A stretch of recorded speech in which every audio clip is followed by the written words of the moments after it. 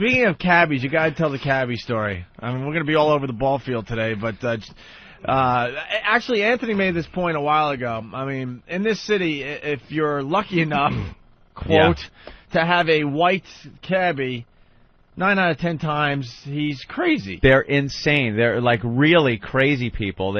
I don't know. They seem like homeless people that happen to get a hack license. They just have they're all crazy in that way where you could see them sleeping on the street. But they're white. They're not Middle Eastern. They're not wearing a turban.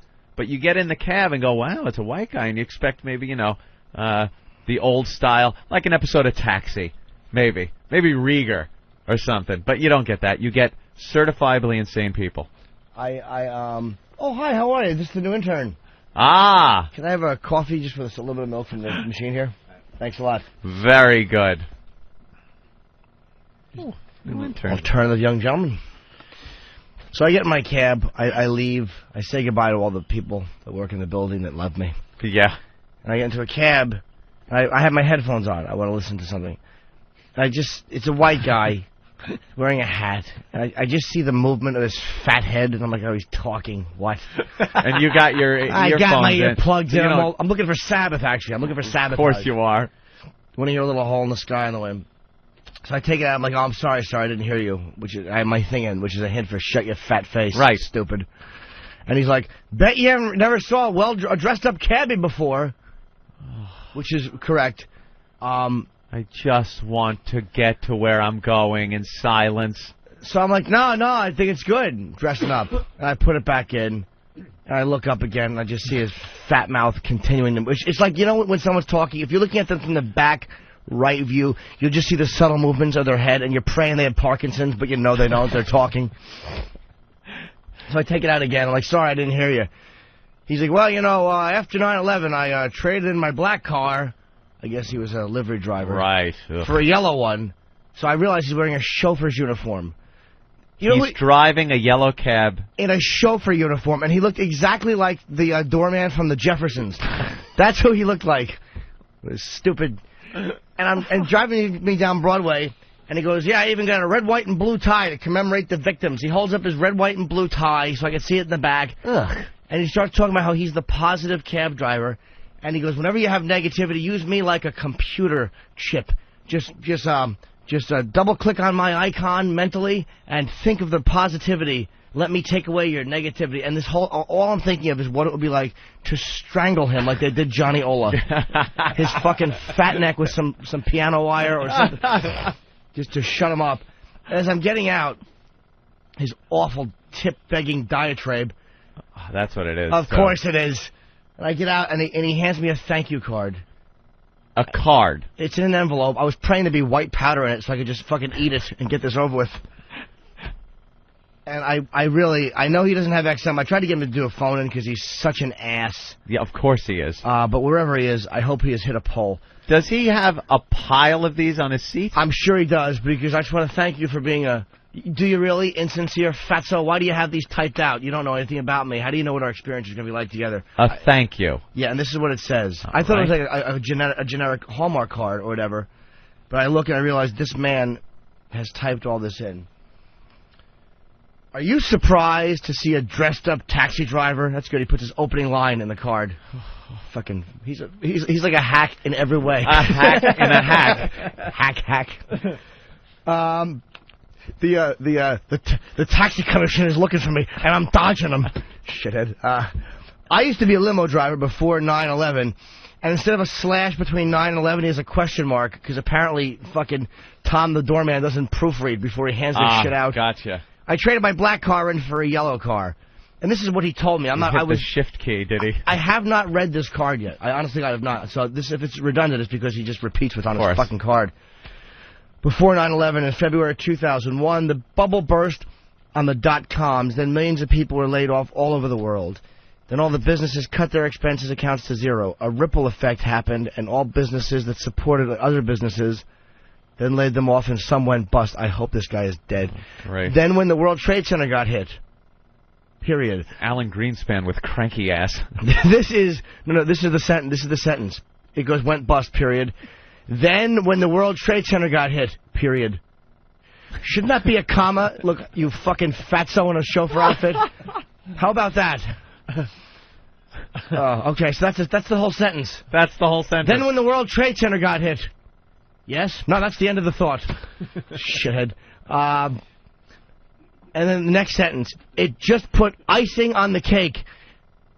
Oh, I hate him. Put icing on and the he, cake. And he capitalizes icing and cake. Well, wouldn't you? Of course I would. They're both proper names. Mr. Icing Cake? That's right. Mr. Icing and Mrs. Cake would like to say, "Duh, you fat pig."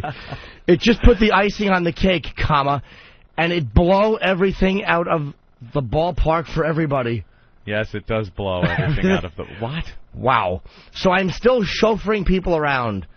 Why shouldn't I dress appropriately, positively, and professionally? No question mark, of course. You might as well put that instead of a slash in between 9 and 11. You fucking That's where you're supposed to use that question. Of course. And he capitalizes and darkens appropriately, positively, and professionally in the next sentence. Because I want you to leave my car more positive than you came in and have a more positive day, said Robert Reed. And then in parentheses... I'm positive you're an ass. He really is. I want you to leave my car more positive than you came in and have a more positive day. And then parentheses, weekend, comma, flight, comma, stay in New York, comma, etc. Oh, like if you're here for the weekend, like he's giving different reasons you might have been in his car. Been in his It's the car. weekend, you have a flight to catch. Right. He's just trying to be pertinent Wow. and relevant. Anytime you have any negativity, capitalized and darkened, picture me as a computer icon in your mind. This fucking asshole is just putting a thank you card, what he babbled about the whole What time. he babbled for a tip. during the ride. As the only taxi driver wearing a chauffeur uniform and an American flag tie, and in parentheses, since 9/11. What? What'd you wear before that? A red one with a white circle in the middle of it, you fucking Jap lover? And listen to classical music. Oh, Everything is positive and relaxing. Yeah. I wonder if he gives himself these affirmations in the mirror. I am not a fat pig in a yellow cab. I make people happy. You make no one happy. You know how people are happy? Thank God I'm not that horse's ass. All right. Everything is ever since 9/11. And listen to classical music. Everything is positive and relaxing. So anytime you have any negativity, you pull up my icon and double-click it, and let my positivity flow out. So to rid of the negativity out, so to get rid of the negativity getting in, use me as a catalyst to get started. Well. I wish he was here. You know what I'd like to do to this guy? I'd like to remove his chauffeur cap and hold his cheeks and sink my teeth into his forehead. Just sink. I wouldn't even utter a word. I would just bite his forehead and smell his sweaty hairline. You know how annoying this just sounds? Dude. And you had to live this? I had to sit in it. You just wanted to get a fucking ride to work. White That's cab drivers. That's less than 5 minutes. I From they all I want to wanted talk. a hole in the sky, and I got this. Everybody needs help, question mark. That's... Everybody needs help! All right. Now he's an 80-year-old Jew. Everybody needs help? So I planted a seed of positivity in your subconscious mind. Yeah, sure Again. you did. And it's festering, sir, into a tree, wishing I could hang you from it. That's what your seed is blossoming into. Poison ivy. I'd rather wipe my ass with poison ivy that you planted than listen to this dreck. He picked the wrong person to plant a positive Wow. seed That's right. in. I like to, You watch how positive Jim is from this point on. I hope someone plants some seeds of positivity all over your back, motherfucker. So anytime you need me, I will be there. And oh, I wish I could. I have to post this. THEIR. THEIR. Yeah. There. Right. Right. As in... Like I will be their reason Right. for hating their day. There. So anytime you need me, I will be there to help you and support. I like the graphic as a swan swimming through a little pond with lily pads and flowers. Which is a positive image. It's a very positive, very happy image. How old was this guy about? I'd say 55. Yeah? Yeah, He's probably had some tough times. I'm sure he has. And decided this was going to be his way of giving back. He's probably trying to make up, like, karma-wise. Like you said, good point about the nom. He probably feels bad about the the 8-year-old's hands he chopped off because he thought she was coming for him, but he didn't realize she was asking for candy. He's trying to straighten his karma right out. Look at all that bold type. Meanwhile, is that there's a code? Fucking 40-year-old kid somewhere that can't wear a wristwatch thanks to old knee-jerk reaction. Thanks to some Marine in a fucking chauffeur hat back in 1967 that just lopped her little hands off with a machete. And I'm driving a cab trying to fucking put a smile on everyone's face. Yeah, I think this guy's going to end up killing somebody. Oh, yeah, I would absolutely. save that. I would save that. There's something really That's awful. going to be worth something on eBay someday. It's always the way with these guys. We were driving downtown once and got in a cab, and it was a white guy, and he had these pictures that he had printed out of a cab accident that day, and he's showing me these printouts of this accident. Look at this, pretty bad, huh? Like, yeah, what? And then he's talking about what he did before he drove a cab, and they all love to just babble, the white guys. I have his address and his last name. He puts it on the card. What a nut. Maybe we'll write him a little letter and just see if he'll come on the radio. We got to get him on the radio. Actually, he'd be fun to get. I'll say this in his defense. He's a sociopath. Yeah. But he would be he did do a fine job of driving. He obeyed all traffic laws. Did he? I will say that. He was the safest cab ride I've had in a while. Did it make you sick? Like No. Jerking around, No. brake. I love the brake guy.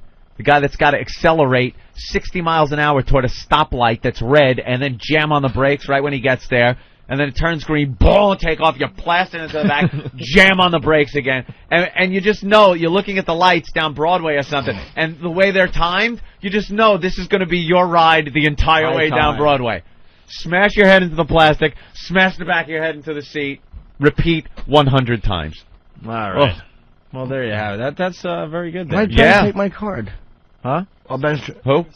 We're going to scan it. We're going to get it online. You Okay, kidding me? Well, yeah, don't put the address Don't on. put his real name up there or address. No worries.